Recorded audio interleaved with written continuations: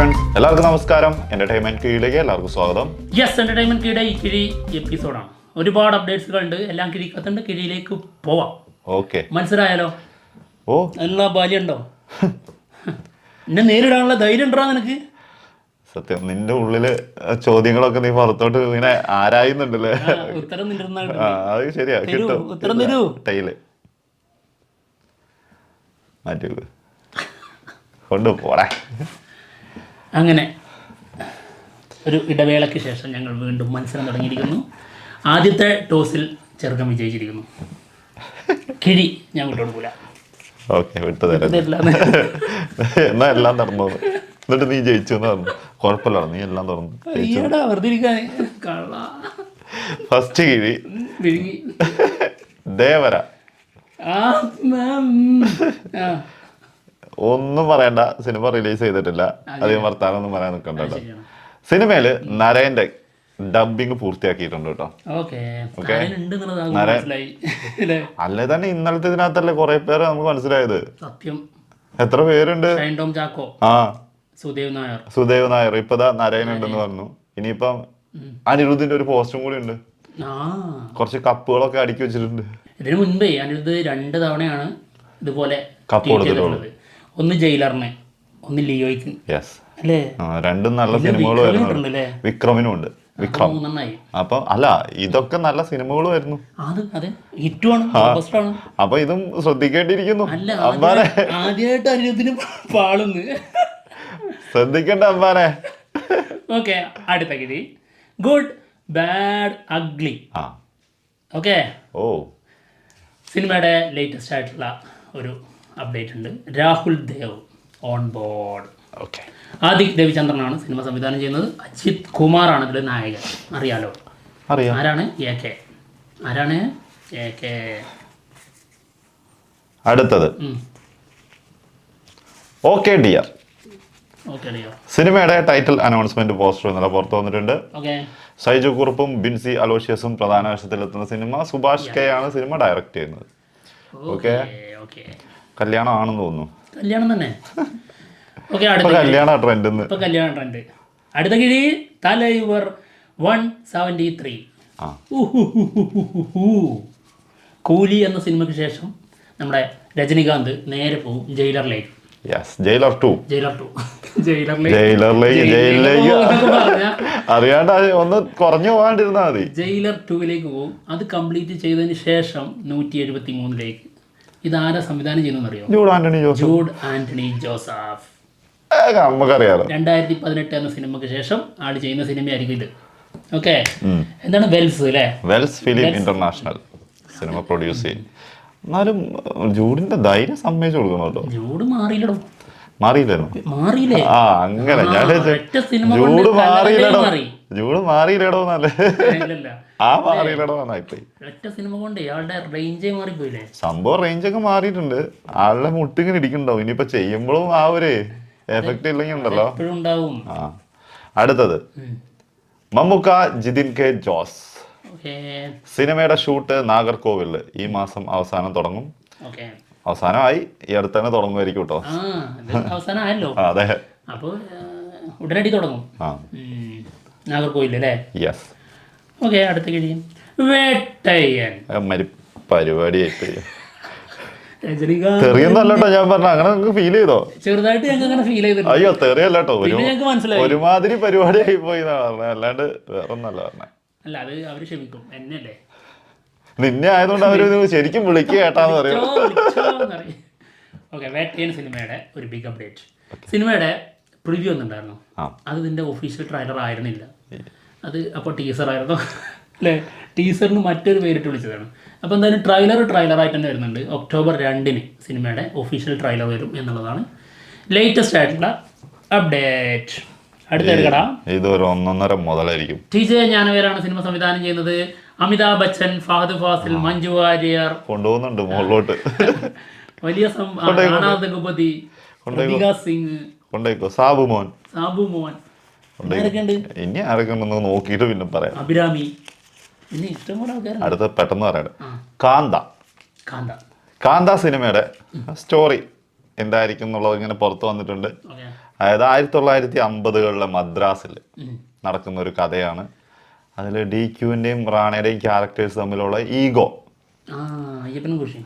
Ego തന്നെയായിരിക്കും കഥ എന്നാണ് കേൾക്കുന്നത് കേട്ടോ. അയ്യപ്പനും കോശി എന്ന് പറയുമ്പോൾ അത് പറയാൻ പറ്റില്ല, കുറെ വർഷങ്ങൾ പുറകോട്ട് പോയി.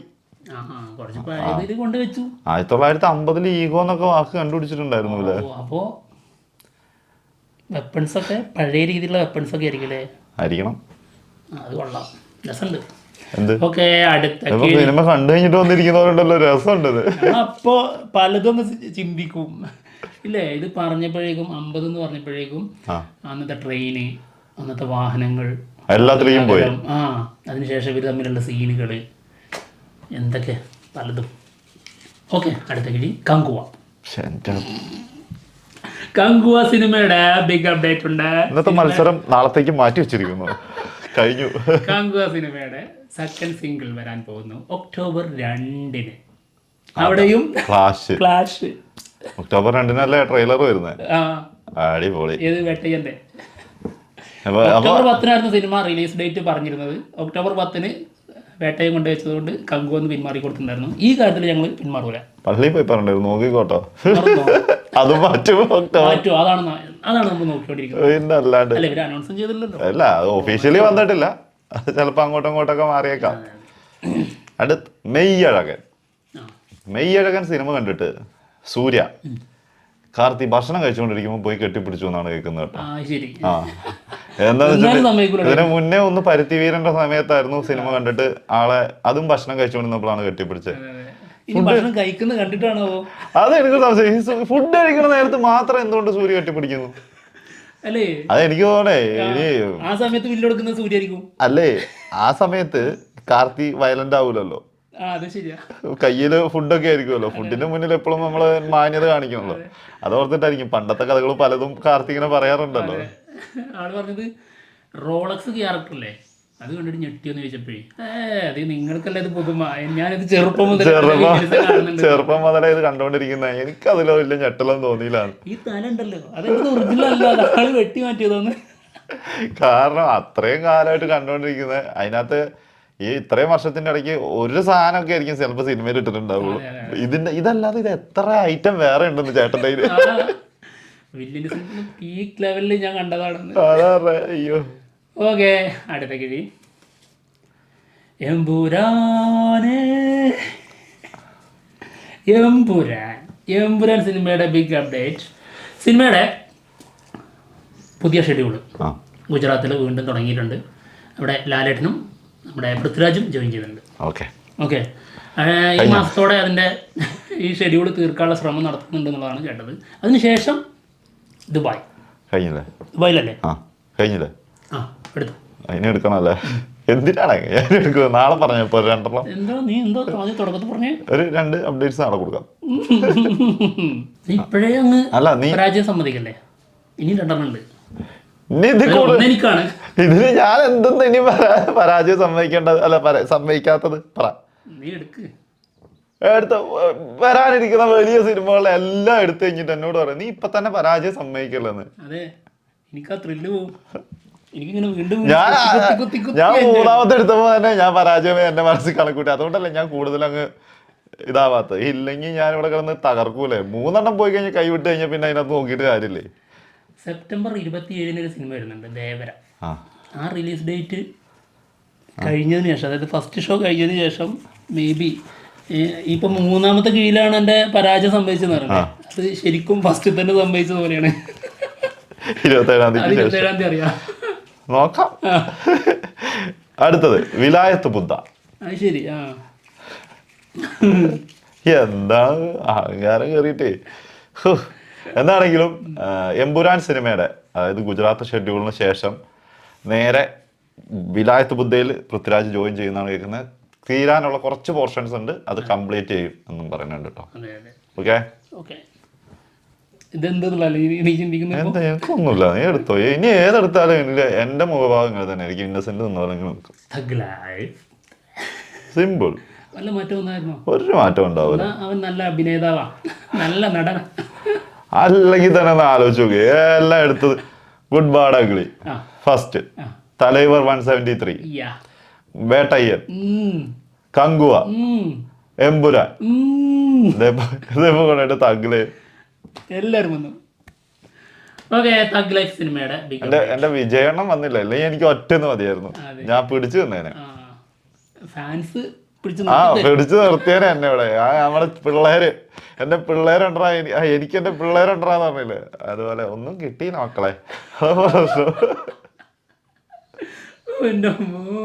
ഓക്കെ, തഗ് ലൈഫ് സിനിമയുടെ ബിഗ് അപ്ഡേറ്റ്. സിനിമയുടെ OTT റൈറ്റ്സ് നമ്മുടെ നെറ്റ്ഫ്ലിക്സ് സ്വന്തമാക്കി എന്നുള്ളത് ഒരു റൂമേഴ്സ് വരുന്നുണ്ട്. 149.7 കോടി ഇതിൻ്റെ കച്ചവടം നടന്നുള്ളതാണ് കേൾക്കുന്നത്. എന്നാൽ പിടിച്ചോന്ന് പറഞ്ഞ് കൊടുത്തിട്ടുണ്ട്. മറ്റേ ദൃശ്യല്ലേ, ദൃശ്യം ടൂലുണ്ടല്ലോ ഒരു ഡയലോഗ്, 10,000 റുപ്യ സത്യം അതേപോലെ ചോദിച്ചത് എത്രയായിരിക്കും? 149. അതല്ല 2 കോടി വന്നിട്ട് 2 കോടി ഒന്ന് തരും. ഇതിപ്പോ ചോദിച്ചത് 100, 200, 250 ഒക്കെ ആയിരിക്കും. അതില് നെറ്റ്ഫ്ലിക്സുകാർ പറഞ്ഞിട്ടുണ്ടാവും മണ്ടിപ്പോരുത്, ഇന്ത്യൻ രൂപന്റെ പൈസ ഇങ്ങോട്ട് തരാനാണ്, അത് കുറച്ചിട്ട് എന്താ വെച്ചാൽ തീരുമാനമാക്കിക്കോന്ന് പറഞ്ഞിട്ടുണ്ടാവും. 149 പേടിക്കണതില്ലേ? തീർച്ചയായിട്ടും. പക്ഷെ ഇത് ഡയറക്ടർ അല്ല, പറയാൻ പറ്റൂല ഏത് സമയത്ത്. മണിരത്നം. അപ്പൊ മറ്റത് ശങ്കറായിരുന്നു, ശങ്കർ.